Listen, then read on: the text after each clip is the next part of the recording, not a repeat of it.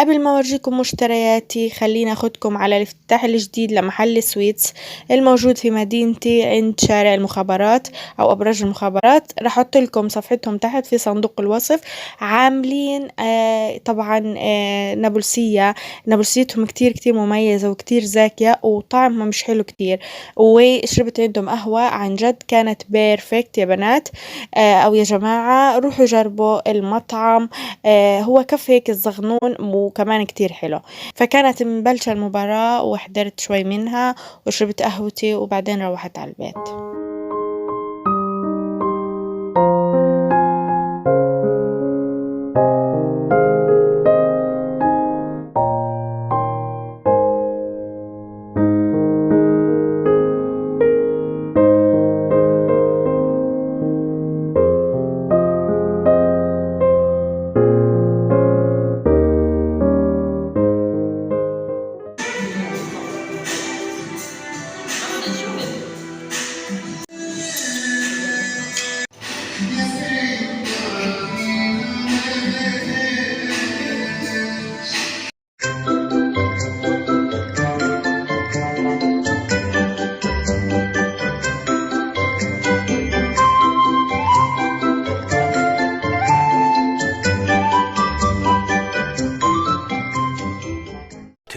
2000 years later.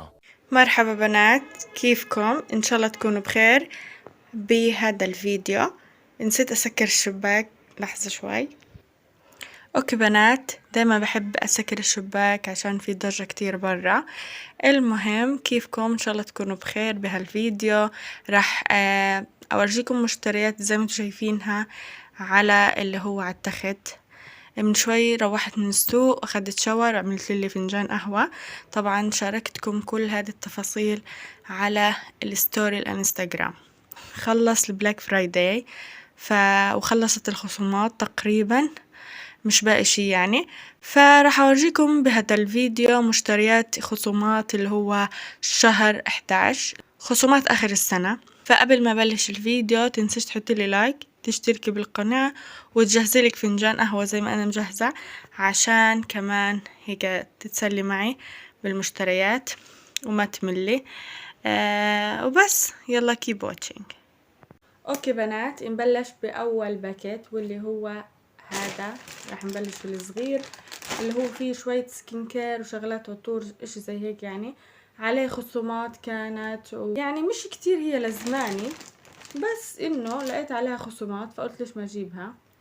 معلش طلعلكم بالبيجامة لانه ماخده شاور وشوي الدنيا برد، مش مشكلة. نبلش بأول شغلة واللي هي يا بنات هذا العطر اللي هو شيفون. جبت منه قبل فترة نفسه بالضبط بس بريحة تانية اللي هو هذا. يعني ما يعني بقعدش معه كتير لانه هو ديودرانت وهيك، فلازم كل يوم الواحد يحط ديودرانت. فجبت منه نفسه، ما لقيت من هذا الصراحة.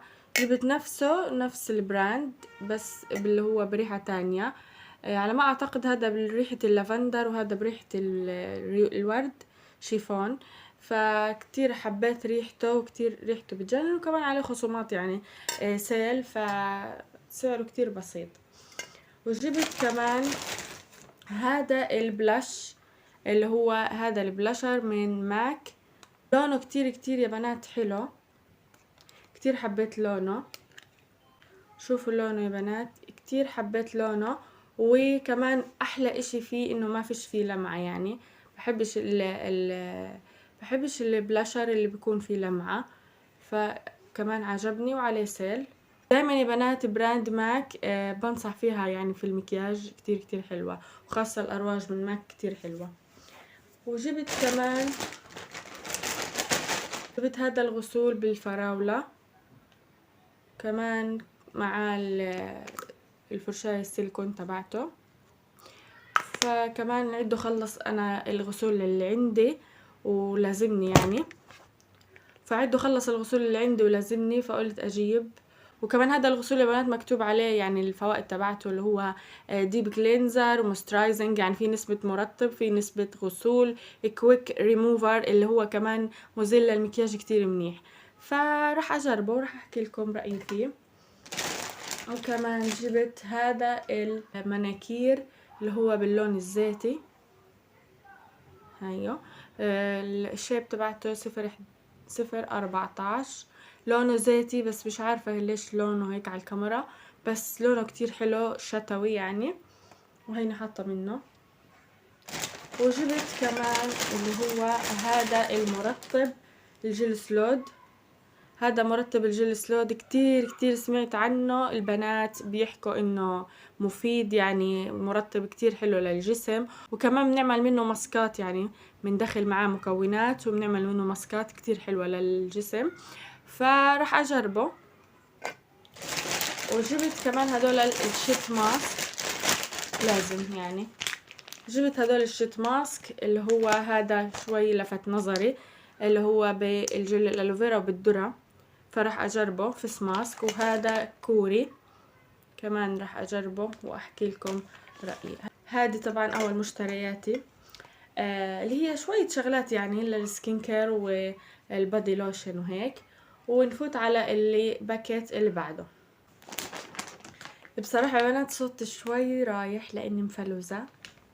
وكمان بدي احكي لكم كمان شغلة تذكرت، بقيلي مشتركين بس واوصل 1000 مشترك، فيعني شدوا همتكم شوي عشان اوصل 1000 مشترك واعمل حفلة هيك حلوة.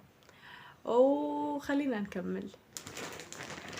جبت هذا الطقم الصيفي، هو صيفي يا بنات بس حبيته كتير وعليه سيل، يعني سعره كتير بسيط. شوفوا كيف شكله، اللي هو شورت مع قميص، كتير حبيته وكتير عجبني، معاه سير مع الحزام تبعه. فهذا حزامه. بصراحة انا بنات ما بحب الحزامات في اي اشي في اللبس، مش عارفة ليش. المهم حبيت اللي هو الست هذا الكامل، عجبني كتير، والقميص كتير حلو وكتير حبيته، يعني حلو للصيف. الشورت راح البسه على كالونات في الشتاء، فلهيك جبته انا. والسايز تبعه كتير حلو، وكمان يا بنات بيجي هاي وست الشورت، فكتير عجبني يعني حبيته. وجبت يا بنات كمان هذا الطقم الحراري. جبت هذا الطقم الحراري يا بنات، كتير حبيت الماتيريال تبعته، شوفوا ما احلاها. الماتيريال تبعته يا بنات قطيفة ناعمة كتير، وعليه رسومات يعني هيك اشكال دبدوب وهيك شغلات، فحبيته وعجبني. كان سعره طبعا 30 شيكل، فصار 15 شيكل مع الخصومات. وحسيت شوي الرجل كتير واسعة فيمكن اضيقها، بس حبيته وعجبني يعني كتير. وكمان بدفي، هذه القماشة دايما بتدفي. وجبت كمان عاملين كوليكشن على هذه البلوزة، كتير حبيتها يا بنات. وكتير شفت ممثلات لابسين نفسها بالضبط، يعني حسيتها شوي ترندي، اللي هي بتيجي هيك شكلها، مش عارفة كيف اوصف لكم، بس انه يعني بتيجي الها قبة هاينك. وكمها كمان يا بنات بيجي فلافي واسع من هان شوي ضيق من عند المعصم. وهيك بتيجي معها شبحتها، اللي هي شبحتها الصوف، فكتير حبيتها على اللبس. لو لقيت صورة راح احط لكم اياها هنا كيف بتيجي على اللبس.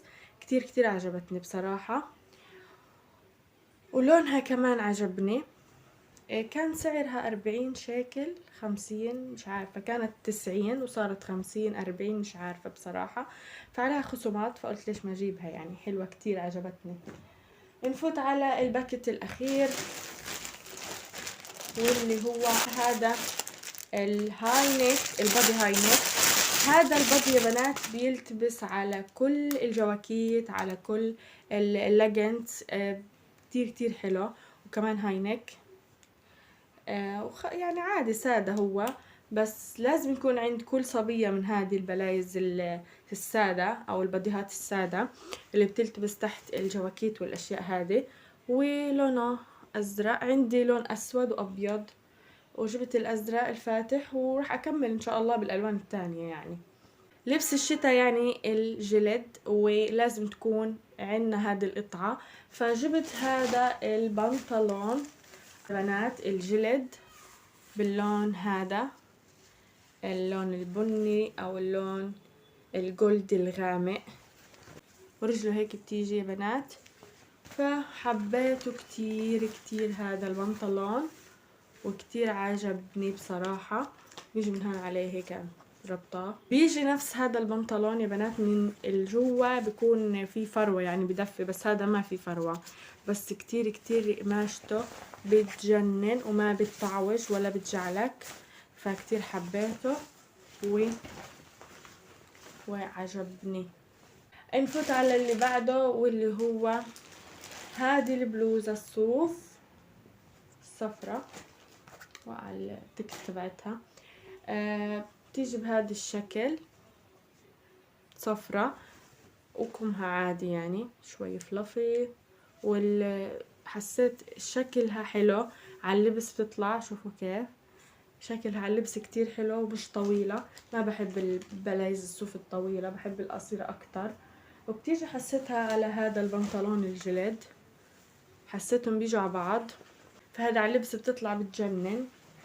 فاذا لقيت صورة راح احط لكم اياها على الشاشة. واخر شي يا بنات اللي هو هذه البلوزة يا بنات الكورية. حسيتها عن جد، اصلا التيك تبعها كوري، فعن جد حبيتها كتير. حبيت كتير يا بنات الرسمة اللي عليها، كتير عجبتني يعني. شوفوا هيك بيجي شكلها. وهذه كانت مشترياتي لليوم، ان شاء الله تكون عجبتكم وحبيتوها. تنسوش تحطوا لي لايك، تشتركي بالقناة. والفيديو الجاي ان شاء الله يا بنات قاعدة بجهز شوية شغلات في غرفتي، ديكورات وهيك شغلات، يعني شغلات بسيطة في الغرفة، انه هيك يعني اعمل اجواء شتوية. لهلا ما خلصت بصراحة. اللي بيأخرني اني اصور لكم ديكور الغرفة اللي هو الاونلاين. بطلب كتير شغلات اونلاين ما بتوصلني يعني بسرعة، فبس توصل كل الشغلات مع بعض احب اورجيكم اياهم يعني، واورجيكم الغرفة كلها كاملة. وبس يا بنات، تصبحوا على الف خير، ووصلوني لل1000 مشترك فضلا وليس امرا.